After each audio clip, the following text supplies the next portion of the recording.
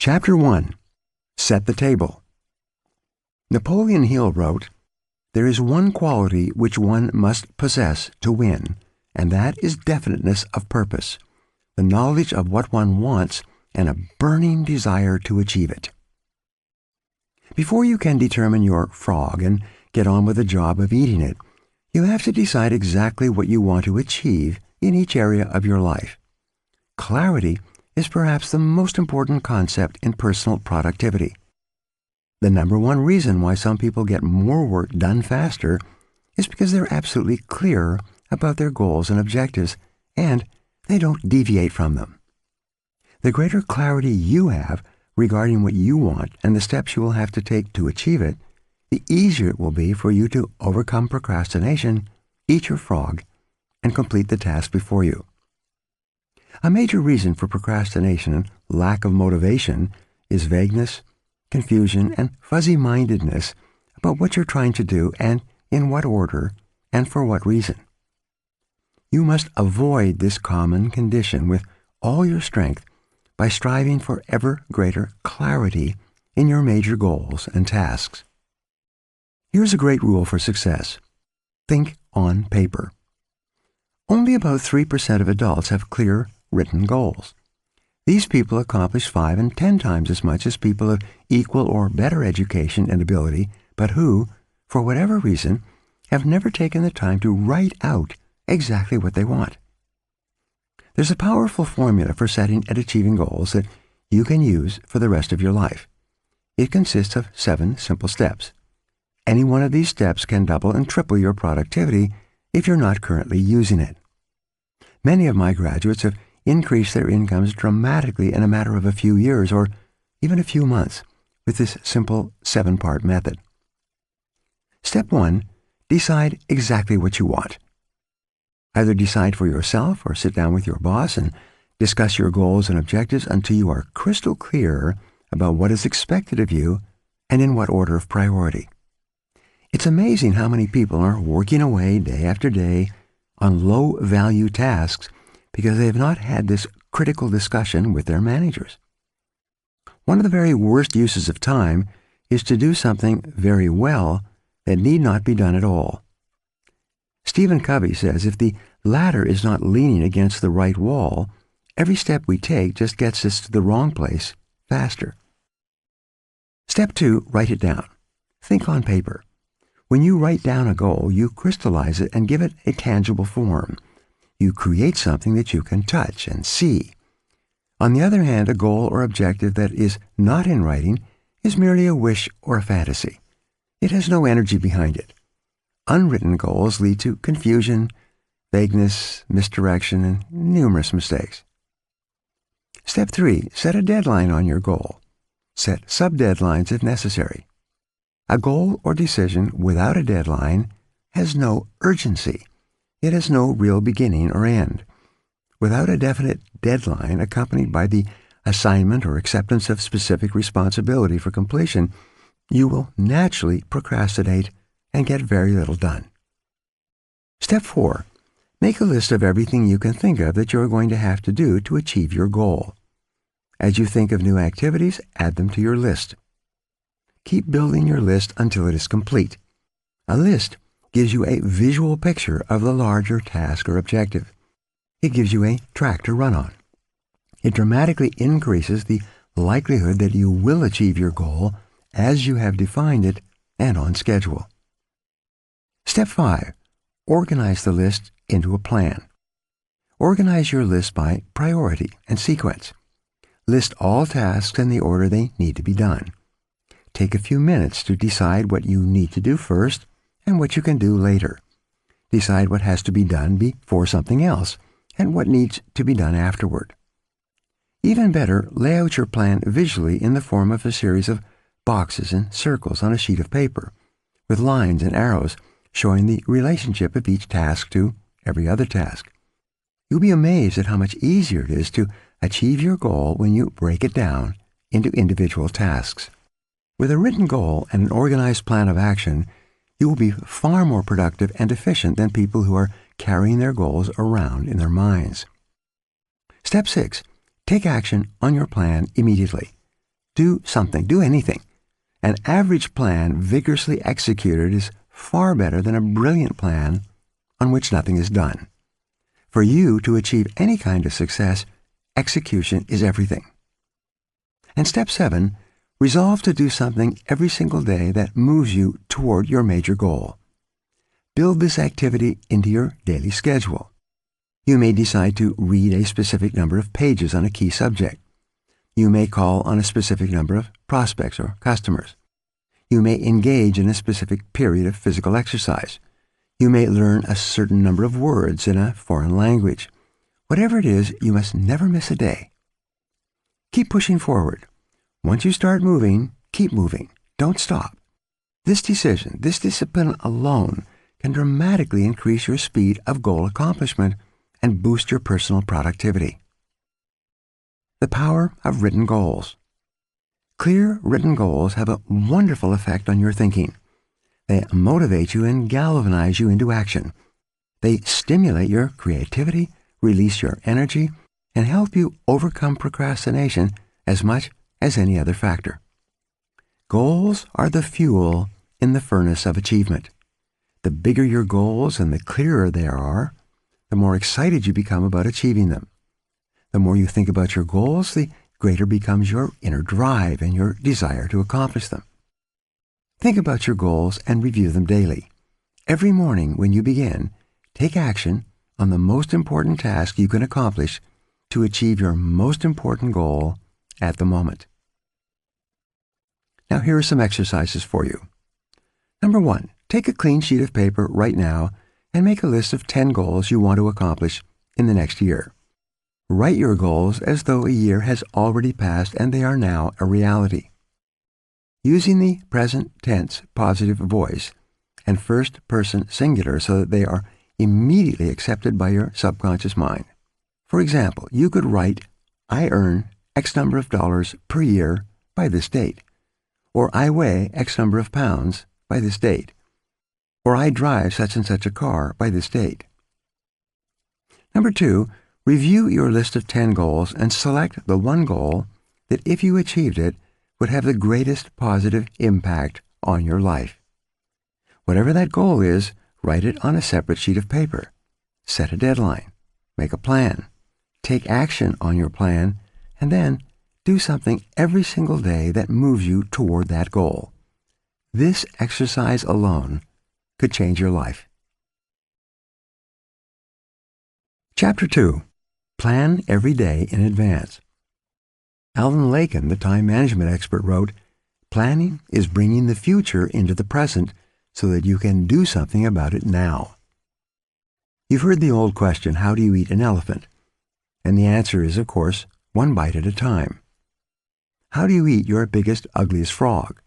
The same way. You break it down into specific step-by-step activities, and then you start on the first one. Your mind, your ability to think, plan, and decide, is your most powerful tool for overcoming procrastination and increasing your productivity. Your ability to set goals, make plans, and take action on them determines the course of your life. The very act of thinking and planning unlocks your mental powers, triggers your creativity, and increases your mental and physical energies. Conversely, as Alec Mackenzie wrote, taking action without thinking things through is a prime source of problems. Your ability to make good plans before you act is a measure of your overall competence. The better the plan you have, the easier it is for you to overcome procrastination, to get started, to eat your frog, and then to keep going. Increase your return on energy. One of your top goals at work should be to get the highest possible return on your investment of your mental, emotional, and physical energy. The good news is that every minute spent in planning saves as many as 10 minutes in execution. It takes only about 10 to 12 minutes for you to plan your day, but this small investment of time will save you up to 2 hours, 100 to 120 minutes, in wasted time and diffused effort throughout the day. You may have heard of the 6P formula. It says proper prior planning prevents poor performance. When you consider how helpful planning can be in increasing your productivity and performance, it's amazing how few people practice it every single day. And planning is really quite simple to do. All you need is a piece of paper and a pen.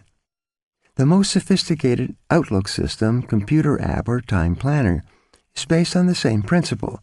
It's based on your sitting down and making a list of everything you have to do before you begin. 2 extra hours per day. Always work from a list. When something new comes up, add it to the list before you do it.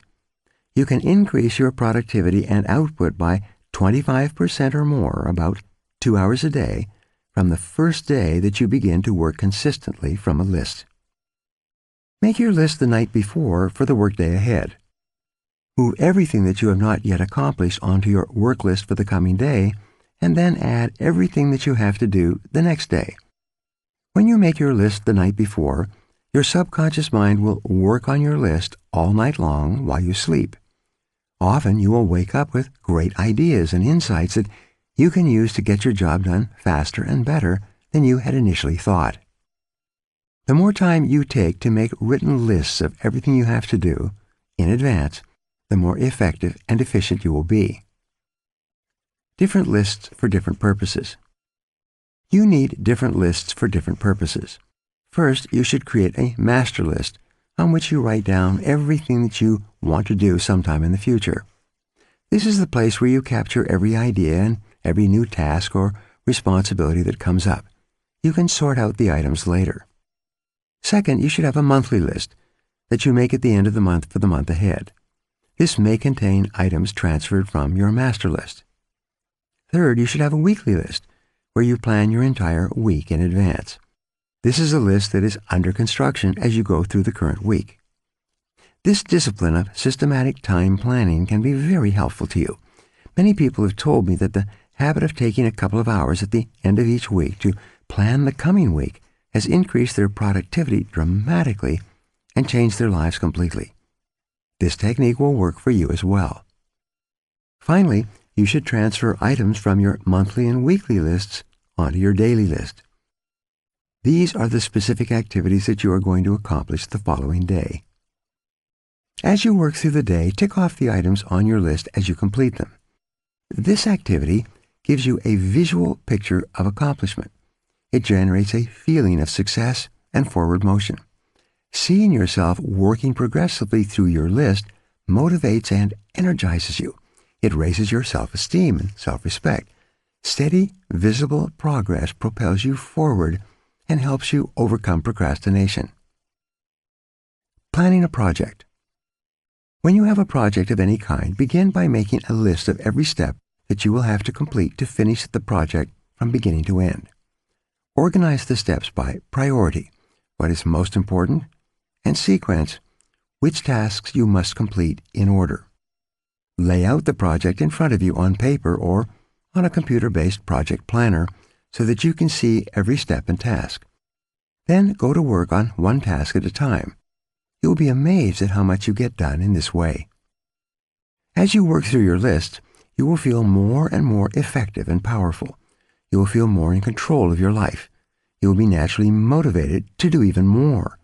You will think better and more creatively, and you will get more and better insights that enable you to do your work even faster. As you work steadily through your lists, you will develop a sense of positive forward momentum that enables you to overcome procrastination. This feeling of progress gives you more energy and keeps you going throughout the day. One of the most important rules of personal effectiveness is the 10-90 rule. This rule says that the first 10% of time that you spend planning and organizing your work before you begin will save you as much as 90% of the time in getting the job done once you get started. You only have to try this rule once to prove it to yourself. When you plan each day in advance, you will find it much easier to get going and to keep going. The work will go faster and smoother than ever before. You will feel more powerful and competent. You'll get more done faster than you thought possible. Eventually, you will become unstoppable. So here's 2 exercises for you. Number 1, begin today to plan every day, week, and month in advance. Take a notepad or sheet of paper or use your smartphone and make a list of everything you have to do in the next 24 hours. Add to your list as new items come up. Make a list of all your projects, the big multitask jobs that are important to your future. 2, lay out all your major goals, projects, and tasks by priority, what is most important, and by sequence, what has to be done first, what comes second, and so forth. Start with the end in mind and work backwards. Think on paper. Always work from a list. You'll be amazed at how much more productive you become and how much easier it is to eat your frog. Chapter 3. Apply the 80-20 rule to everything. Johann Wolfgang von Goethe, one of the greatest thinkers in history, wrote, "We always have time enough if we will but use it aright." The 80-20 rule is one of the most helpful of all concepts of time and life management. It's also called the Pareto principle, after the Italian economist Vilfredo Pareto, who first wrote about it in 1895. Pareto noticed that people in his society seemed to divide naturally into what he called the vital few, the top 20% in terms of money and influence, and the trivial many, the bottom 80%. He later discovered that virtually all economic activity was subject to this principle as well. For example, this principle says that 20% of your activities will account for 80% of your results. 20% of your customers will account for 80% of your sales. 20% of your products or services will account for 80% of your profits. 20% of your tasks will account for 80% of the value of what you do, and so on. This means that if you have a list of 10 items to do, 2 of those items will turn out to be worth much more than the other 8 items put together. Number of tasks versus importance of tasks. Here's an interesting discovery. Each of the 10 tasks may take the same amount of time to accomplish, but 1 or 2 of those tasks will contribute 5 or 10 times the value of any of the others. Often, a single task can be worth more than all the other 9 items put together. This task is invariably the frog that you should eat first. Can you guess on which items the average person is most likely to procrastinate? The sad fact is that most people procrastinate on the top 10 or 20% of items that are the most valuable and important, the vital few. They busy themselves instead with the least important 80%, the trivial many, that contributes very little to results. Focus on activities, not accomplishments. You often see people who appear to be busy all day long, but seem to accomplish very little. This is almost always because they are busy working on tasks that are of low value, while they are procrastinating on the 1 or 2 activities that, if they completed them quickly and well, could make a real difference to their companies and to their careers. The most valuable tasks you can do each day are often the hardest and most complex, but the payoff and rewards for completing these tasks efficiently can be tremendous. For this reason, you must adamantly refuse to work on tasks in the bottom 80% while you still have tasks in the top 20% left to be done. Before you begin work, always ask yourself, is this task in the top 20% of my activities or in the bottom 80%?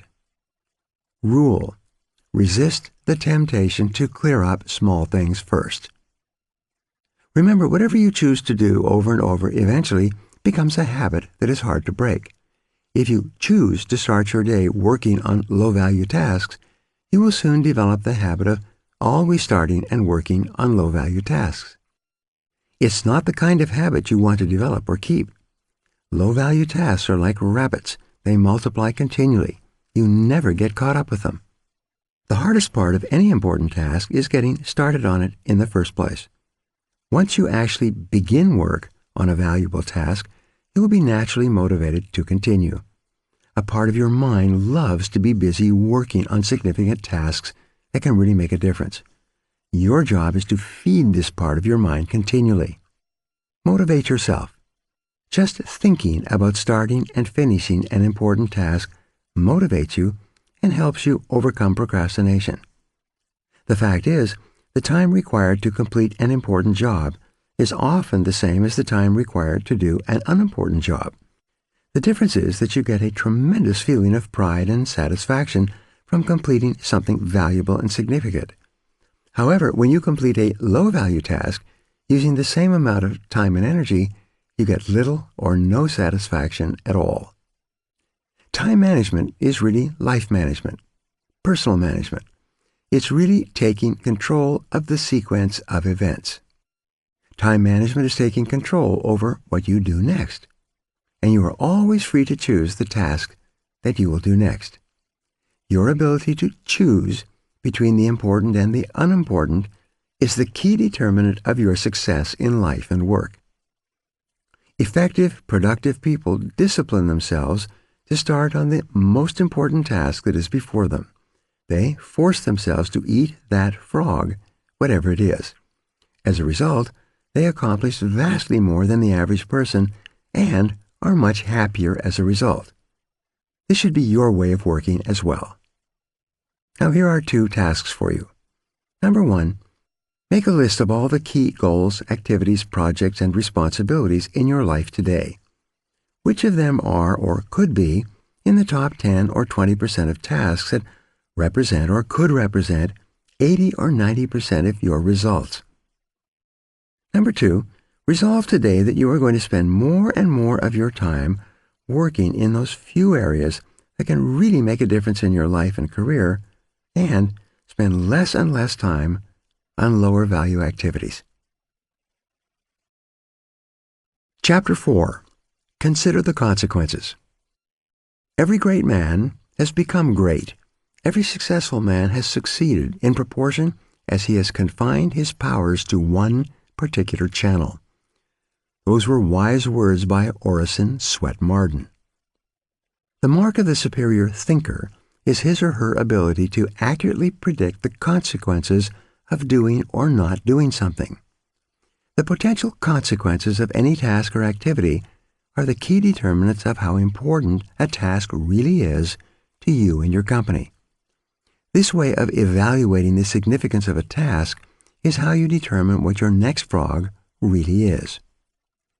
Dr. Edward Banfield of Harvard University, after more than 50 years of research, concluded that a long-time perspective is the most accurate single predictor of upward social and economic mobility in America. A long-time perspective turns out to be more important than family background, education, race, intelligence, connections, or virtually any other single factor in determining your success in life and work. Your attitude toward time, your time horizon, has an enormous impact on your behavior and your choices. People who take a long-term view of their lives and careers always seem to make much better decisions about their time and activities than people who give very little thought to the future. Rule: long-term thinking improves short-term decision-making. Successful people have a clear future orientation. They think 5, 10, and 20 years out into the future. They analyze their choices and behaviors in the present to make sure that what they are doing today is consistent with the long-term future that they desire. Make better decisions about time. In your work, having a clear idea of what is really important to you in the long term makes it much easier for you to make better decisions about your priorities in the short term.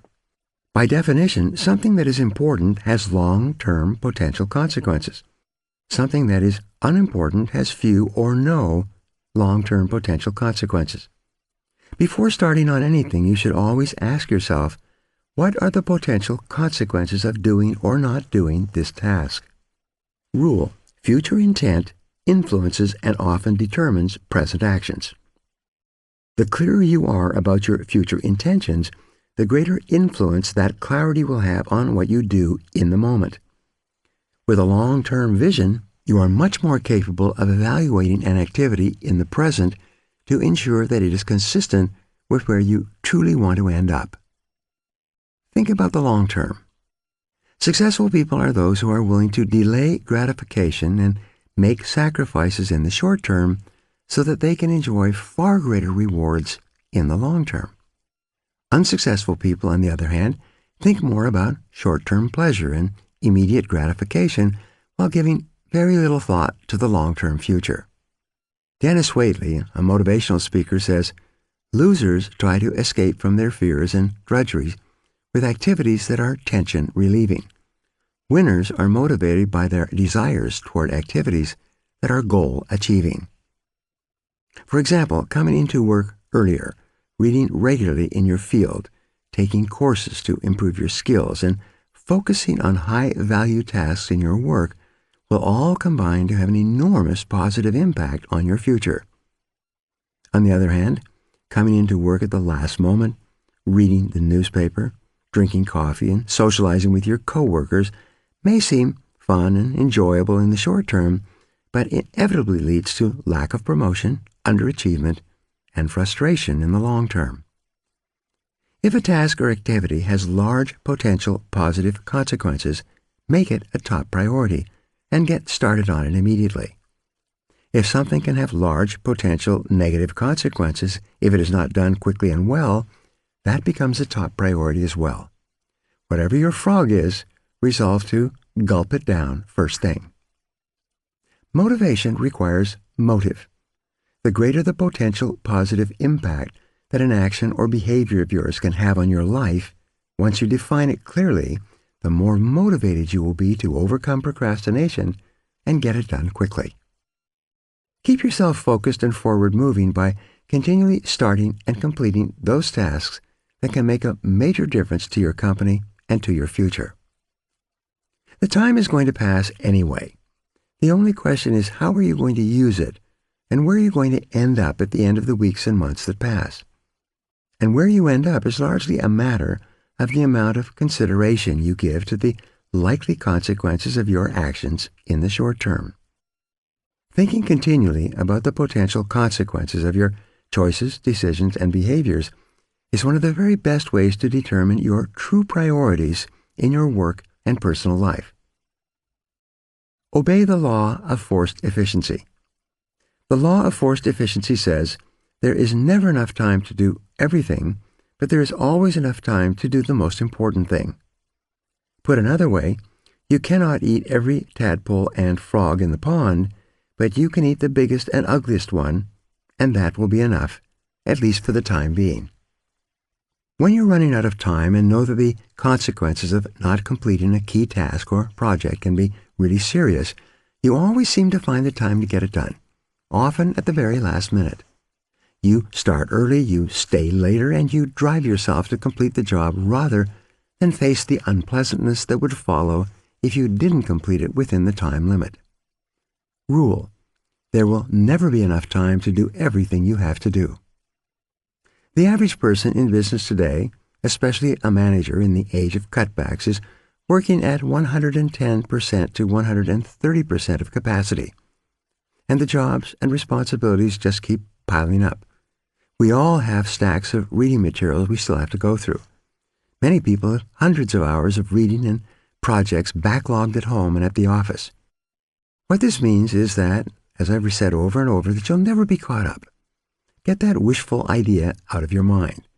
All you can hope for is to be on top of your most important responsibilities. The others will just have to wait. Deadlines are an excuse.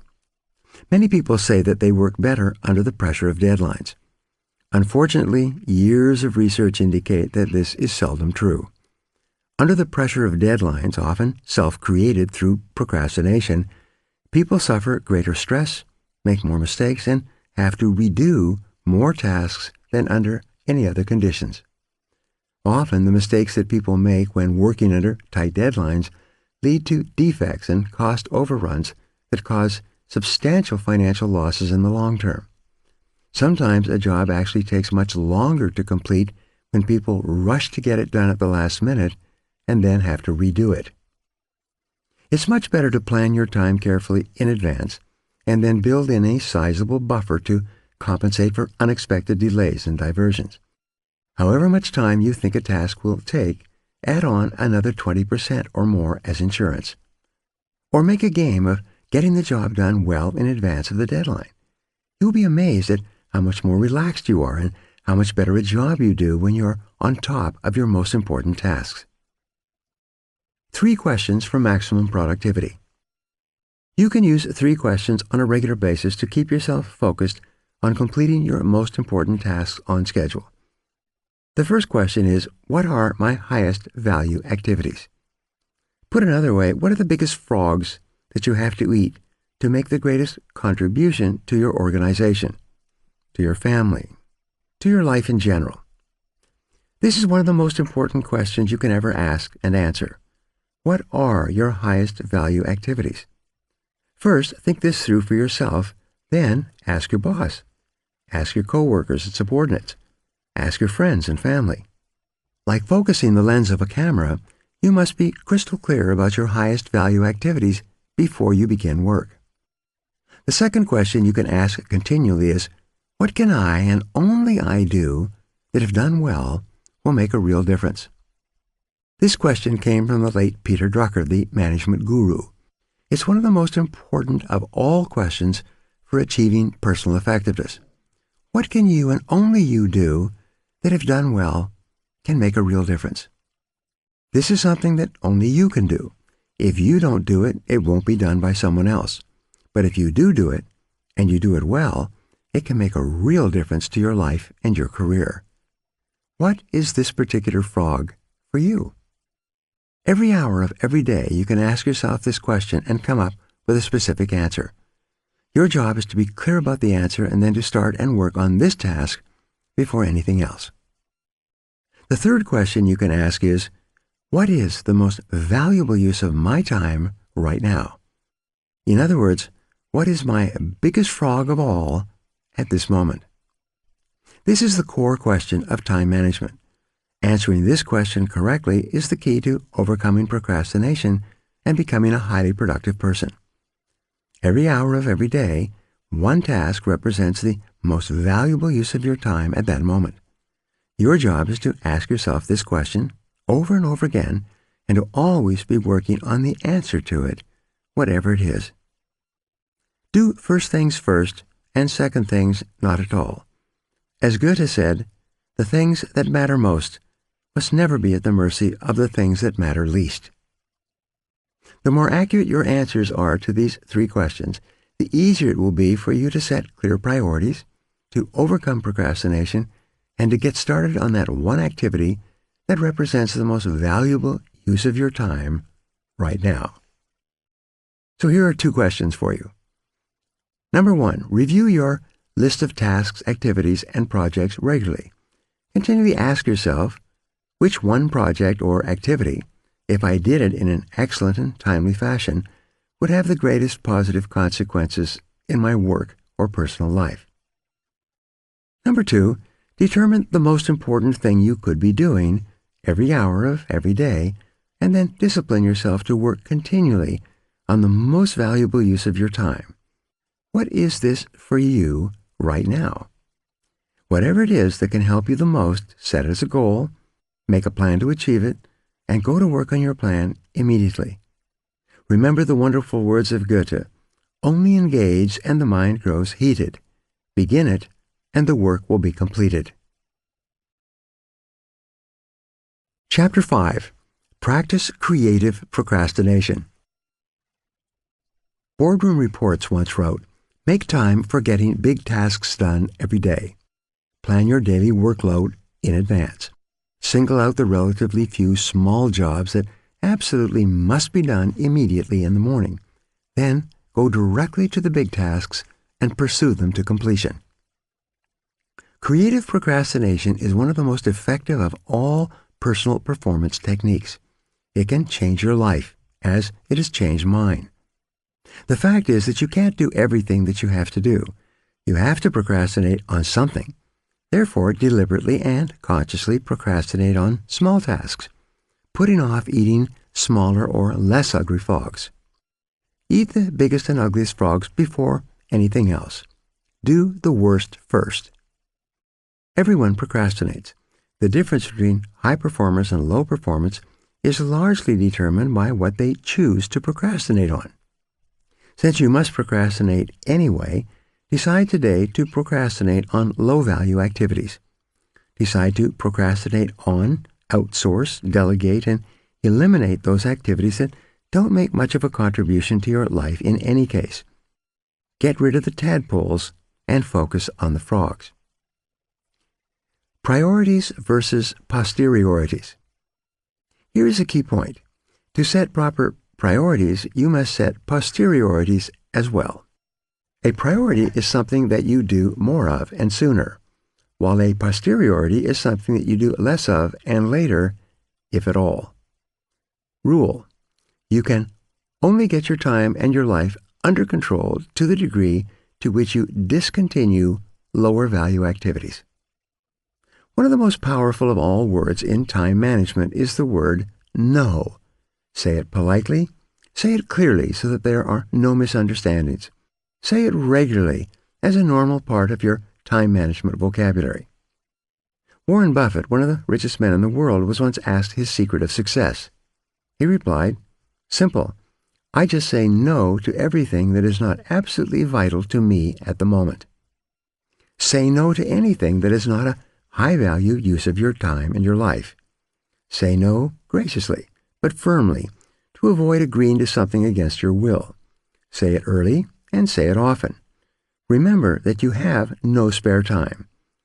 As we say, your dance card is full. For you to do something new, you must complete or stop doing something old. Getting in requires getting out. Picking up means putting down. Creative procrastination is the art of thoughtfully and deliberately deciding upon the exact things that you are not going to do right now, if ever. Procrastinate on purpose. Most people engage in unconscious procrastination. They procrastinate without thinking about it. As a result, they procrastinate on the big, valuable, important tasks that can have significant long-term consequences in their lives and careers. You must avoid this common tendency at all costs. Your job is to deliberately procrastinate on tasks that are of low value so that you have more time for tasks that can make a big difference in your life and work. Continually review your duties and responsibilities to identify time-consuming tasks and activities that you can abandon with no real loss. This is an ongoing responsibility for you that never ends. For example, a friend of mine was an avid golfer when he was single. He liked to golf 3 or 4 times a week, 3 or 4 hours each time. Over a period of years, he started a business, got married, and had 2 children. But he still played golf 3 to 4 times a week until he finally realized that his time on the golf course was causing him enormous stress at home and at the office. Only by abandoning most of his golf games could he get his life back under control. And he did. He cut back to 1 round of golf per week and transformed his life, especially his home life. Set posteriorities on time-consuming activities. Continually review your life and work to find time-consuming tasks and activities that you can abandon. Cut down on television watching and internet surfing, and instead spend the time with your family, read, exercise, or do something else that enhances the quality of your life. Look at your work activities and identify the tasks that you could delegate or eliminate to free up more time for the work that really counts. Begin today to practice creative procrastination.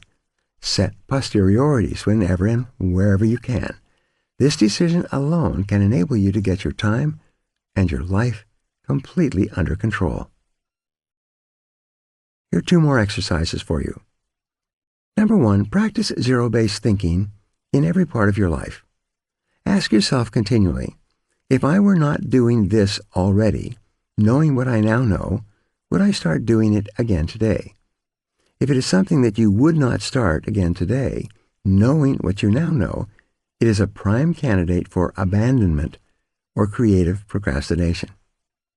Number 2, examine each of your personal and work activities and evaluate it based on your current situation.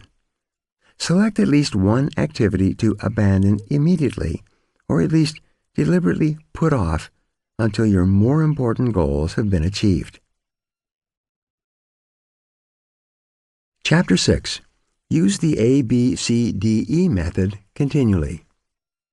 William Matthews wrote, "The first law of success is concentration, to bend all the energies to one point, and to go directly to that point, looking neither to the right nor to the left." The more thought you invest in planning and setting priorities before you begin, the more important things you will do, and the faster you will get them done once you get started.